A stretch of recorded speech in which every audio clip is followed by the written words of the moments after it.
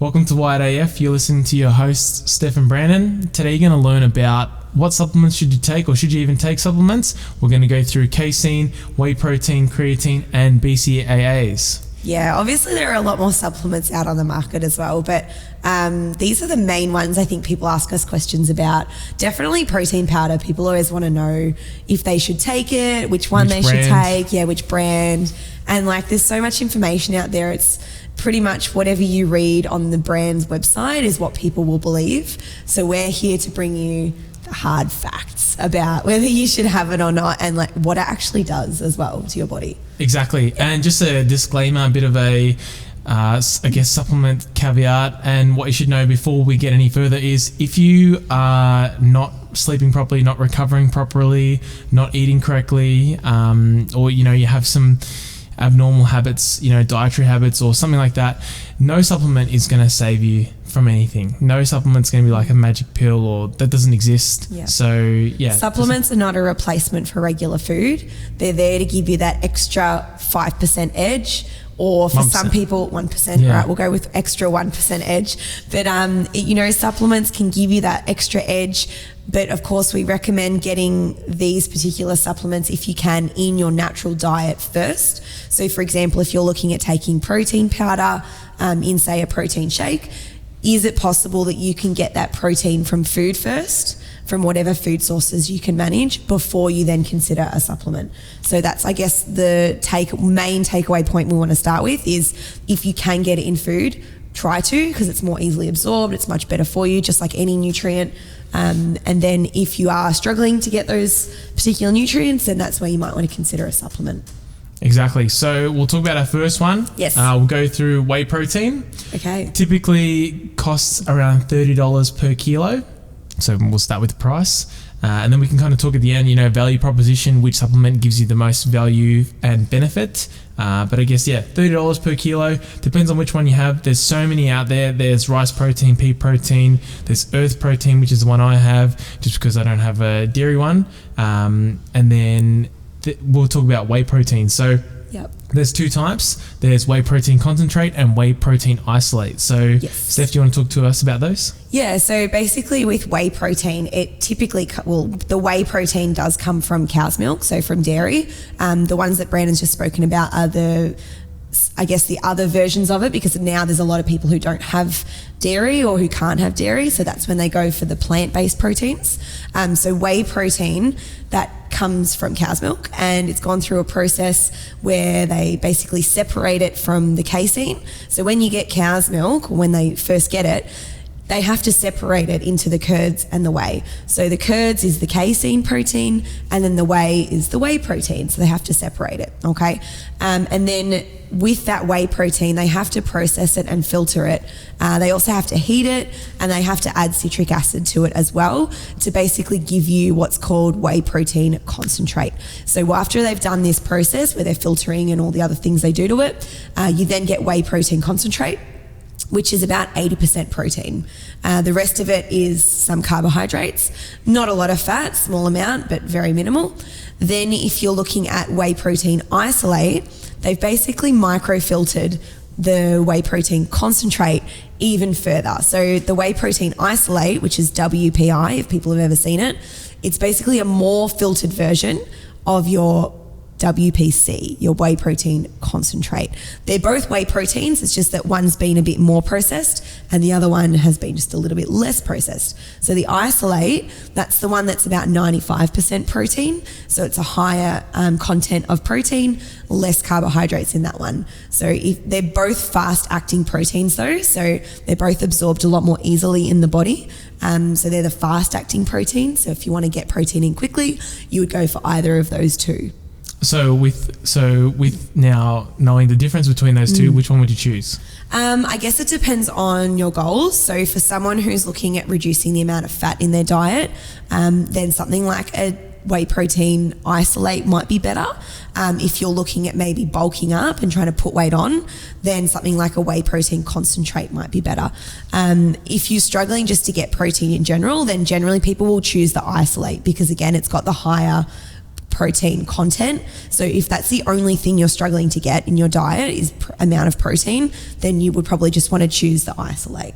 Now, when we talk about the amount of protein that person should be having, some websites in that reference like a 10% proportion of your diet to be protein, which is ridiculously low and probably a reason why a lot of people binge eat and struggle to have actually like a satiating diet anyway. Yeah. Obviously, Steph and I were really, we advocate around 20%. And so what that would look like, 20% of your calories coming from protein. Obviously, just to give you an example, if someone was to be consuming 2,000 calories per day, you have protein, which is 4 calories per 1 gram. So at 20% of 2,000, we're looking at 100 grams of protein per day. Yeah. Now, that's not unrealistic to achieve. So something like someone getting 100 grams of protein from their diet alone without the use of a supplement would actually be quite achievable. So for example, if you had, a breakfast that contained protein, a lunch that contained protein, and a dinner, and then you not only do, not just chicken contains protein, but Cocoa Pops has 5 grams of protein per 100 grams. Really? Wow. So cereals and stuff like that does have protein as well. So a lot of people get there's a bit on just the meat. Yeah, well, they think potatoes is just carbohydrates. Well, no, potatoes actually has protein in it as well, and it has fiber, and it has all these other things in it. So people kind of get bit confused, thinking that there's only one way to get each macronutrient, whereas foods contain all macronutrients, or usually just in different proportions. Exactly. So you can still get, it's quite easily, you can see to just consume a normal diet throughout the day, you'll easily hit the 100. So then there may not necessarily be that need, especially if you aren't like training crazy, like lifting really heavy, or if you're not doing resistance training at all, there might not necessarily be a need for whey protein at all, or a protein supplement at all. Where it's really relevant, or where it can be relevant and where it's quite useful is, for example, if you really struggle and you don't eat meat, or you don't eat certain foods, or you get quite busy because at work your boss didn't give you a lunch break, or for whatever reason you kind of have that backup, you can have a shake, or you can have, add protein powder to your oats or something like that. And that's can be quite a cost-effective way at increasing. It's very convenient as well. So when we look at protein per gram, or like the cost of protein per gram, $30 per kilo, and that can equate to at least 30 serves, because you get about 30 scoops out of it. When you think about $30 and it making 30 serves, $30 it's $1 per serve of protein. $30 worth of red meat is not really that much. Exactly. It can be like a meal for me, which is kind of crazy, but it's just the reality. So that is where those kind of supplements kind of come into their own, and can be actually quite beneficial if they're used correctly and not abused, and used in conjunction with your balanced diet. And you, obviously, that's not all you're going to eat. You're not just going to have a protein shake for dinner or a protein shake for breakfast. That's not really anything that we're advocating. It's just know that this is how it's used, this is how it functions, and this is where it could be applicable. Yeah, exactly. Like I'll have protein in my oats. So I make protein oats when I have them, because it's an easy way for me. Firstly, I feel more satiated when I have protein with a meal, which is like to be expected with protein. Like that's one of the roles that it has. It sort of makes you feel more satiated, so you don't feel as hungry. So if I make protein oats, which I'm sure lots of people are familiar with, then I feel a lot better throughout the day, and I add some berries in there as well. Something like then for a snack, I might have yogurt with some fruit. Then lunch might be, whatever meat or tofu or eggs maybe with some veggies and rice. And then dinner might be pretty similar. So it's actually very easy to get it if you're smart about it. And having the protein powder as a backup, like you said, it can make things so much easier and really convenient. Exactly. Now we'll move on to casein. So Steph mentioned before there was the two ways that or that protein is synthesized or broken down into those two when they're in the processing phase, I guess, when people are trying to produce it. So you've got casein, which is 80% of the protein. And then whey is the other 20%. So casein's that curd. And then it's usually goes for around $40 per kilo. So it's a little bit more expensive because it's probably not as popular and doesn't sound as sexy as whey protein or WPI. Casein, people don't really know how to spell it. People don't really know what it's used for. They haven't really heard it before. It's kind of a bit under the radar. But it's, as we were talking before, it's a slow acting protein. So it does take a little bit longer for your body to process. So then because of that, you've got all these, marketing campaigns being like, it's Cocoon. They call it Cocoon. Is one of the companies that make it. I think it's Progenics. Oh, okay. And they're like, you take it and they're like overnight you can recover your body. It's so ridiculous. So, casein's obviously isn't a magic pill. It's just a slow acting protein. So it just means it's going to take a little bit longer for your body to break down just because of its composition. Exactly. So it might be something that you have when you go to bed and then it breaks down overnight. So it's just another way to get more protein in your diet. So I guess if you're struggling to get protein in your diet and you can't get enough, then it might be an option. But it's just slow acting. I don't know if it's better or worse than like protein isolate or concentrate.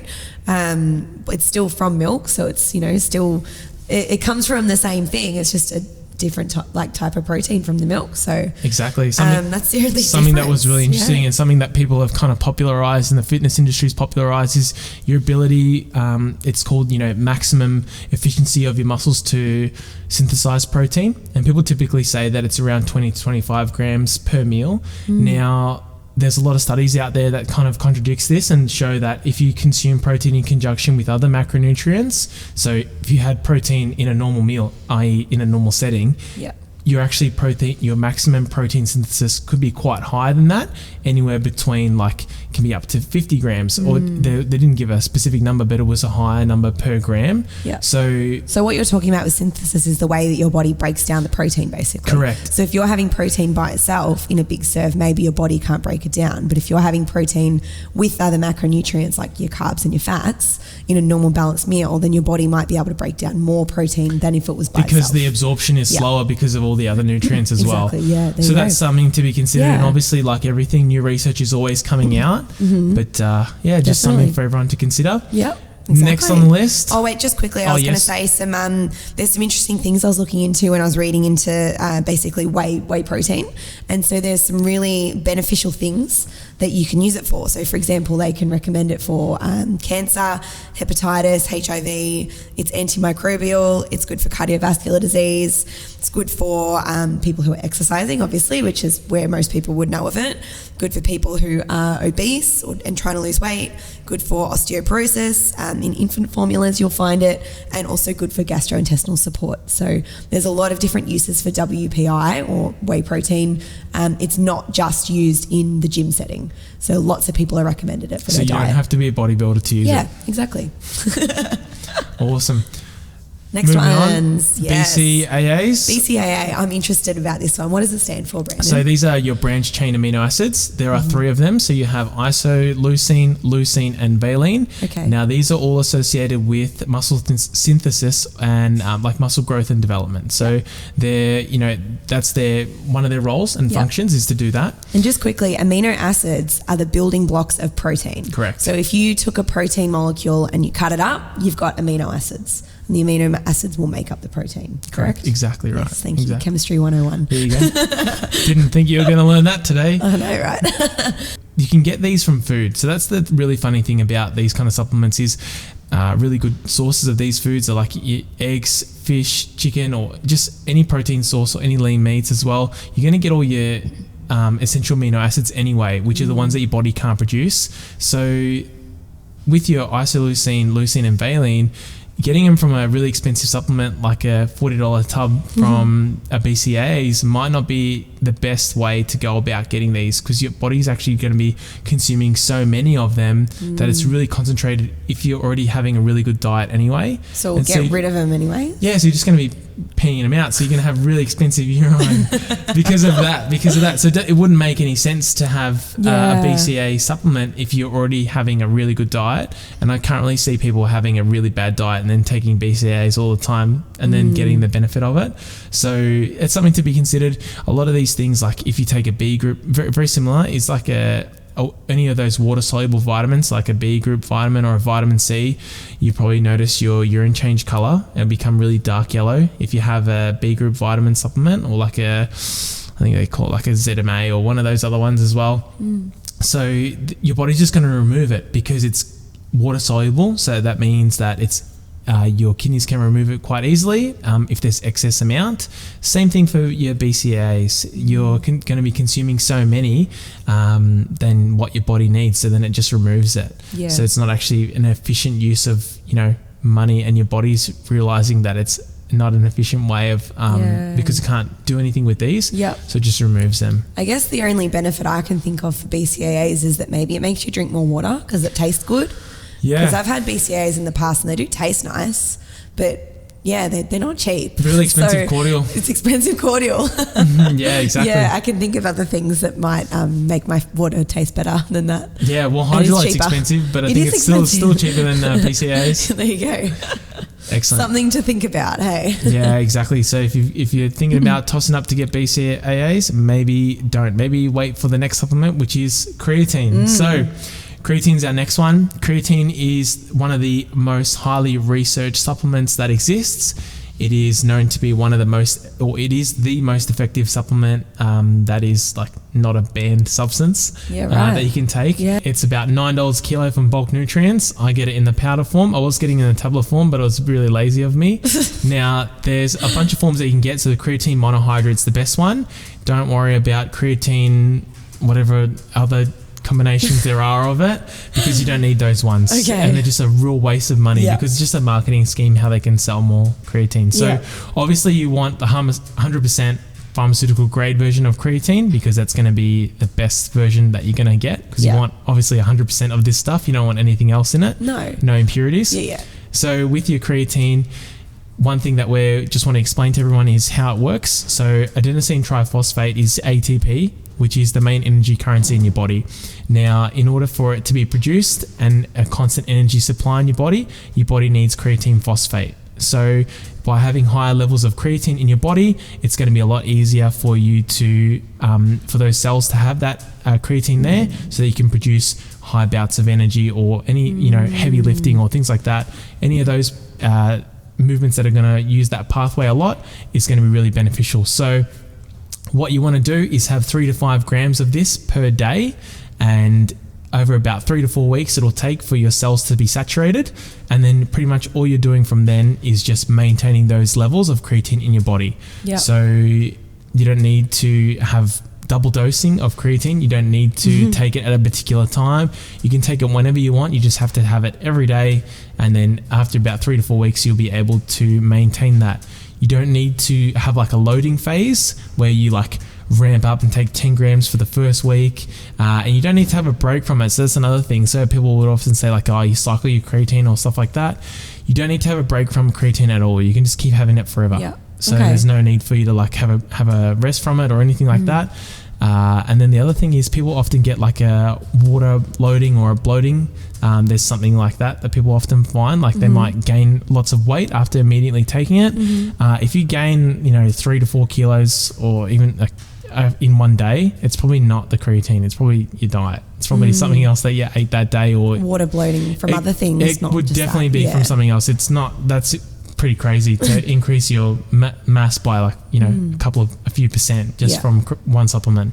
So that's something for you guys to consider. Creatine is going to be, obviously it's really heavily researched in also improving muscle mass. There's been plenty of studies you can look up where they do a control trial where they have people that don't take creatine and people that do, and they increase their muscle mass after 6 weeks of lifting or 6 weeks of training. Yeah, so basically I guess what you're saying from that in summary, so creatine is really great at providing your body with a little bit more energy so that it can do those hard bouts of exercise more repeatedly, and you can basically train harder. Yeah, so that's the key thing. So being able to repeat it. So the more volume you can perform at a higher weight, stronger you get, more muscle you can put on. So that gives you that, I guess, almost like more consistent level. More consistent training, more consistent lifting, or even like sprint training as well. Especially things like that. Yeah, track and field will benefit from a lot. Any high power setting. Yeah, perfect. It sounds like it's really good to take then, I guess. Yeah, everyone should take it. There's also some research about helping bone density and reducing, cognitive aging as well. So yeah, even if you don't train, take it as well. So I guess like our final take-home question is, all right, which ones should we take? So Brandon, what do you think? Which supplement should you take? Well, you should take creatine. And then it's cheap when you look at the actual benefit of what you're getting per dollar.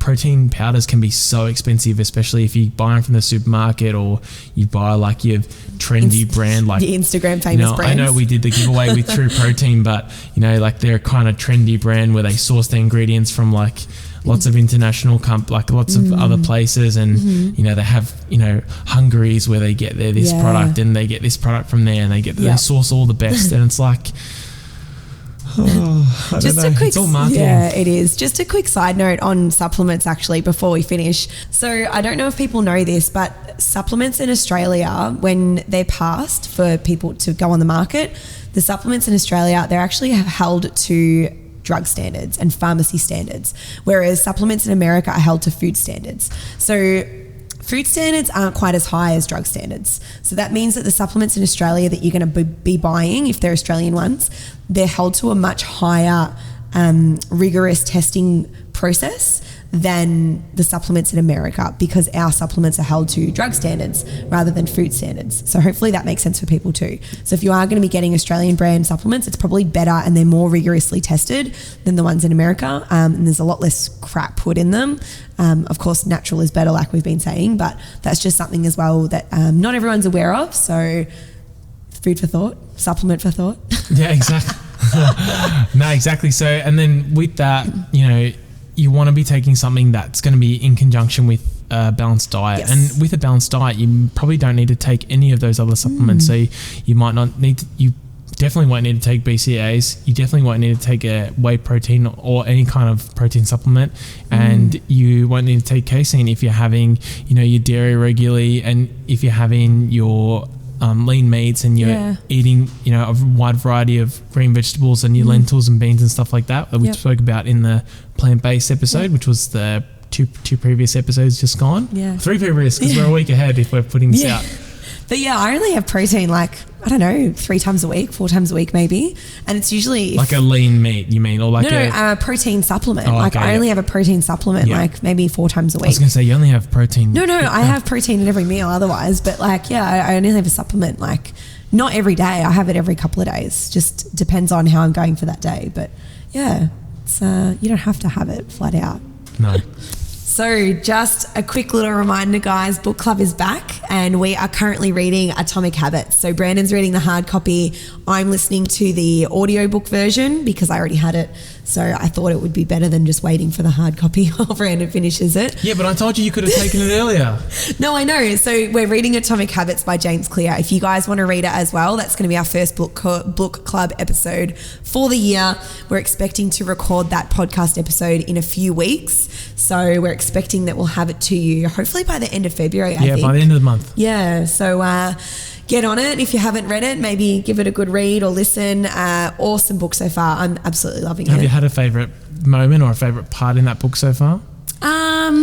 I love where he talks about tiny habits, how the tiny habits and the habit stacking, you can create a routine for your habits of when to put them into your daily life. I don't want to go too far into it, so I don't want to ruin it for everyone. But I think my favourite really part so far has been the chess players, the sisters. Or that family, the chess players. The one that, I haven't got that far yet. Haven't you? No. Oh, okay. I won't spoil it. You're ahead of me. But it's just amazing. If you have a really good environment, you can be really successful. Yeah. But that's just what we already know. But anyway, hopefully you guys are enjoying the podcast. And if you have any questions, let us know.